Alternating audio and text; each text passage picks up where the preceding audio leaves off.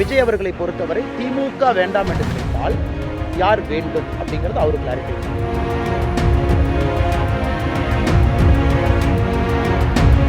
அதான் அண்ணன் சீமான் அவர்களையும் சொன்னேன். நீங்க சீமான் அவர்களை ஏன் வந்து குறைச்சு இடம் போடுறீங்க?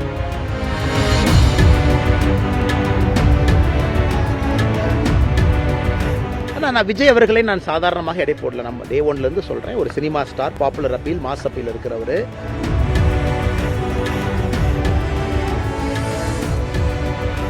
பாரத பிரதமர் நரேந்திர மோடி அவருடைய ஆசீர்வாதம் இருக்கு.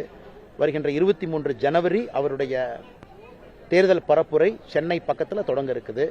அதனால் நிச்சயமாக எங்களுக்கு பெரும் நம்பிக்கை திராவிட முன்னேற்ற கழகத்துக்கு எதிரான வாக்குகள் எல்லாம் ஒன்றாக இணைந்து தேசிய ஜனநாயக கூட்டணியினுடைய பெரும் வெற்றிக்கு வழிவகுக்கும்.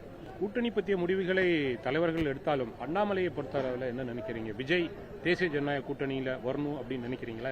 வரணும் வர வேண்டாம் என்று நான் நினைக்கலீங்கன்னா தலைவர்கள் இருக்கிறாங்க, அவங்க முடிவெடுப்பாங்க. அதான் நீங்க கேள்வி ரொம்ப டெக்னிக்கலா கேட்குறீங்க. என்னை பொறுத்தவரை இன்னைக்கு ஒரு கட்சிக்கும் இலக்கு என்னன்னு பார்க்கணுங்கண்ணா.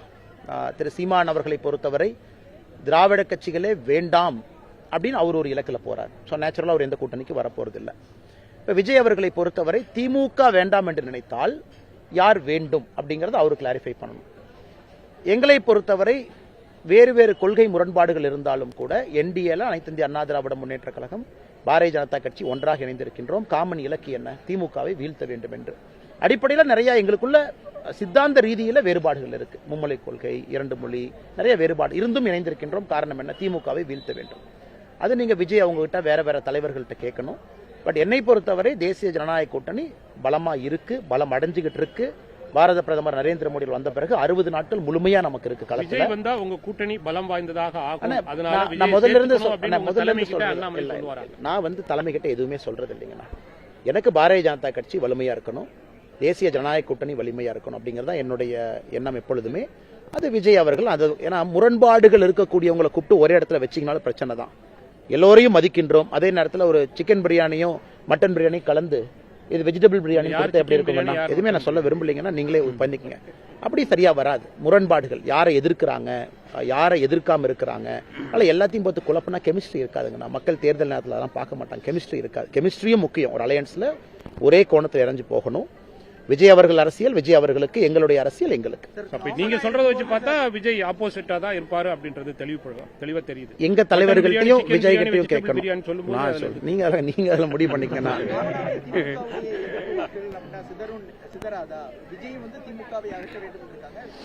நான் விஜய் அவர்களை நான் சாதாரணமாக எடை போடல. நம்ம டே ஒன்ல இருந்து சொல்றேன். ஒரு cinema star, popular appeal, mass appeal இருக்கிறவரு. தமிழக வெற்றி கழகத்தில் நிறைய தலைவர்கள் இணைஞ்சிருக்கிறாங்க. அண்ணன் செங்கோட்டையன் உட்பட எல்லா இடத்துலையும் கிளைகள கழகம் போடுறாங்க. நானும் கிரவுண்ட்ல பாக்குறேன். ஆக்டிவா தொண்டர்கள் இங்கேயும் போயிட்டு இருக்காங்க. எல்லா இடத்துலயும் இருக்கு. எல்லாருமே ஆக்டிவா தான் இருக்கிறாங்க. அதான் அண்ணன் சீமான் அவர்களையும் சொன்னேன். நீங்க சீமான் அவர்களை ஏன் வந்து குறைச்சு இடம் போடுறீங்க? அவர் இந்த தேர்தலில் போன லோக்சபா தேர்தலில் எனக்கு பிரைம் மினிஸ்டரே இல்லைன்னு கேம்பெயின் பண்றவர் 8% ஓட்டு வாங்கியிருக்காரு. நீங்க பாருங்க, லோக்சபா தேர்தலில் ஒரு கட்சி பிரைம் மினிஸ்டரே இல்லைன்னு கேம்பெயின் பண்ணவங்க 8% போட்டிருக்காங்க.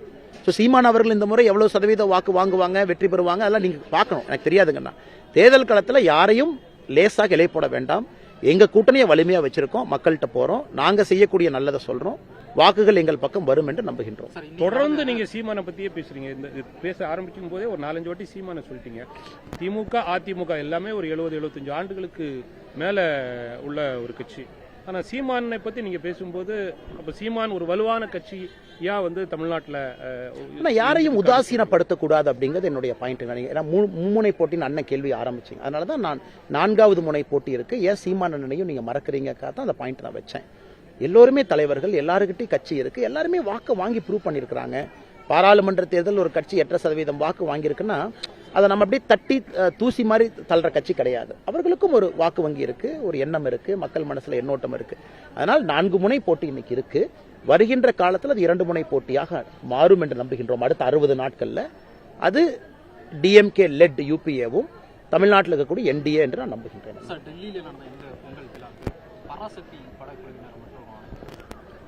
இல்ல அது முருகன்ஜி அவர்களை பொறுத்தவரை எல்லாத்தையுமே கூப்பிட்டுருந்தாங்க. அவங்க வந்து இன்னைக்கு ஐஎன்பி மினிஸ்டராகவும் கூட இருக்கிறாங்க. இது மினிஸ்டருடைய இல்லத்தில் நடக்கக்கூடிய விழா. திரு சிவகார்த்திகேயன் அவர்கள், திரு ஜிவி பிரகாஷ் அவர்கள், திரு ஜெயம் ரவி அவர்கள், அண்ணன் சரத்குமார் அவர்கள், திரு குஷ்பு அவர்கள் எல்லாருமே இன்னைக்கு வந்திருந்தாங்க. அதனால இது ஒரு ஆரோக்கியமான விஷயமா தான் பாக்குறேன். சிவகார்த்திகேயன் அவர்கள் பராசக்தியில் நடிக்கிறாங்க. அதே சிவகார்த்திகேயன் அவர்கள் அமரன்ல நடிச்சிருக்காரு, ஒரு தேசிய படம். அதனால அப்படி நடிச்சாரு இப்படி நடிச்சாரு இவங்களுக்கு எதிரி அவங்களுக்கு அவரோட சினிமா நடிகருங்கண்ணா. கதை வருது, ஸ்கிரிப்ட் வருது, பிடிச்சதை அவர் நடிக்கிறார். அதுக்காக எல்லாத்தையும் கொண்டு ஒரு சித்தாந்தத்துக்குள்ள அடைச்சி வச்சுக்கிட்டு இந்த படம் நடிக்கிறதுக்காக இந்த சித்தாந்தத்தை சார்ந்தவர் நான் சொல்ல விரும்பல. அதனால சிவகார்த்திகேயன் அவர்களும் வந்தது எனக்கு சந்தோஷம் தான். சார், இது தமிழ்நாட்டில் பாட்டாளி மக்கள் கட்சின்னு ஒன்று இருக்கு, தேமுதிகன்னு ஒன்று இருக்கு. இந்த ரெண்டு கட்சியை பத்தி நீங்க பேசவே இல்லை. பாட்டாளி மக்கள் கட்சி எங்க கூட்டணியில இருக்கிறாங்க. தேமுதிக வந்து தனியாக போறதாக சொல்லுங்க. ஒரு நிமிஷம் ராமதாஸ் வரணும் அப்படின்னு. ஒரு நிமிஷம் நான் சொல்லிட்டேன். பாட்டாளி மக்கள் கட்சி நீங்க நம்மளோட இருக்கிறாங்க. பெரியவர் ஐயா, மருத்துவர் ஐயா, மரியாதைக்குரிய ஐயா அவர்கள் ஒரு முடிவெடுப்பாங்க, நல்ல முடிவெடுப்பாங்க என்று நான் நம்புகின்றேன்.